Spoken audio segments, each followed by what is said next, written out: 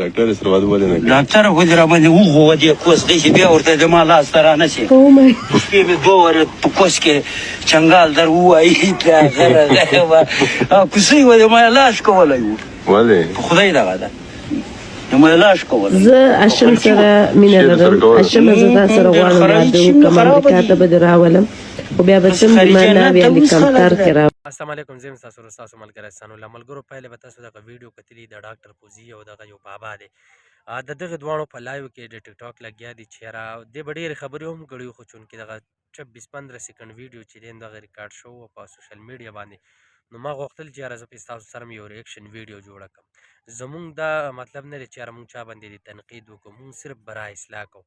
هغه ملګرو ته ویم چې ګوره کومو ملګرو ته به مونږ ویلي او په دې ډاکټر پوزي باندې تقریبا ما 1500 ویډیوز کړلي چې یاره دا ښځه غلطه ده، دې ښځې نه به څوک څه زده کړه وکړي. نو دغه ښځې سره دغه باباجي چې دی په یو لایو کې ناست دی او هغه باباجي ورته ډېرې کنځلې کوي. پته نه لګي چې یاره دا باباجي روغ دی یا څه مینټلي دی، نو هېڅ پته دغه نه لګي چې یاره څوک ورته وایي چې یاره په زور وکړه، خو دغې ډاکټر پوزي ته دغه کنځلې کوي. نو زه خپلو هغې میندو خویندو ته ویم چې کومې اوس هم په ټیک ټاک باندې ویډیوګانې ورکوي، کوم دغه فحاشي خوروي، هغوی ته ویم چې د الله لپاره دغه کارونه پرېږدئ. تاسو خپل ځان برانډ جوړ کړئ، تاسو د ټیک ټاک نه په مختلف کانټینټس باندې پیسې ګټلی شئ. دا نه دي چې یاره یو جینۍ دې راشي او هغه دې په لایو کې کښېني، هغه دې خپل جسم خلکو له ښیي، هغه دې کنځلې کوي، هغه دې ورسره څه نور ټاپک جوړي که نه. د دې نه مختلف چې د اسلامک کانټینټ باندې ویډیو کوئ، داسې کوکینګ باندې ویډیو کوئ که نه چې کوم تفاوت وي.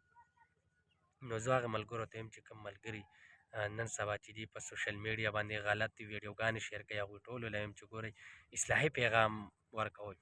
ستاسو دا ویډیو چې یو کس وګوري که نه او تا ښه میسج ورکړی وي، ستا یو ښه راغلی نو ستا به دې ویډیو نه به څوک څه زده کړه وکړي. چونکې زه دې ویډیو کې کنځلې وکړم که نه، زما ویډیو به څوک نه ګوري خو وبې ګوري، ما پسې به هم کنځلې وکړي چې یاره وګوره دا دې ویډیو کې کنځل کړي نو دا به چاته څه وښایي. اکثر مونږ کور کې وایو که نه، وایي دا کشر دی او د مشرانو اداب نه کوي. نو زه تاسو خپلو کوم ملګري چې دي زما یوټیوبز دي یا د فیسبوک ملګري دي، انسټاګرام ملګري دي، هغوی زه ټولو له وایم چې ګوره خپل ځان یو برانډ جوړ کړئ. دغه ښځې چې دي، دغه کمسلې ښځې چې دي، هغه مه سپورټ کوئ. نن تاسو وګورئ چې یاره په سوشل میډیا باندې دغه ښځې رالګي کنځلې کوي، یو څه بل څه، نو دغه سپین ږیري چې دي دغه ورته هم اوس کنځلې کوي. نو زمونږ دا کم 16-17 سال ایج والا چې دي، 10 سال ایج والا کم ملګري چې دي، زما وروریان چې دي، هغوی به دوی نه څه زده کړه وکړي. چونکې دغه ویډیو هغوی وګوري چې وګوره دا خو مشر دی، مړه ده خو کنځلې وکړئ، نو راځه چې زه هم وکړم که. نو تاسو ټولو ته ویم چې ګوره ځان کې اخلاق پیدا کړئ، ځان یو برانډ جوړ کړئ او داسې خلک چې دي مه سپورټ کوئ، په داسې خلکو خلاف راوځئ، یو اصلاحي پیغام وله ورکوئ، دوی له په اصلاح کې ویډیو ورکړي. نو زه ټولو ملګرو ته ویم که زموږ دا ویډیو ستاسو خوښه شوي خپلو ملګرو سره لازمي شیر کړئ او زموږ دغه یوټیوب پاڼه چې ده احسان الله اپیشل دا لازمي سبسکرایب کړئ، کمنټ لازمي کوئ چې یاره زموږ ویډیو ستاسو خوښېږي نو کمنټ کې ماته وایئ چې زه راتلونکې ویډیو تاسو ته چا باندې جوړه کړم. خپل خوږ ورور له احسان الله ورکړئ اجازت. السلام علیکم ورحمة الله وبرکاته.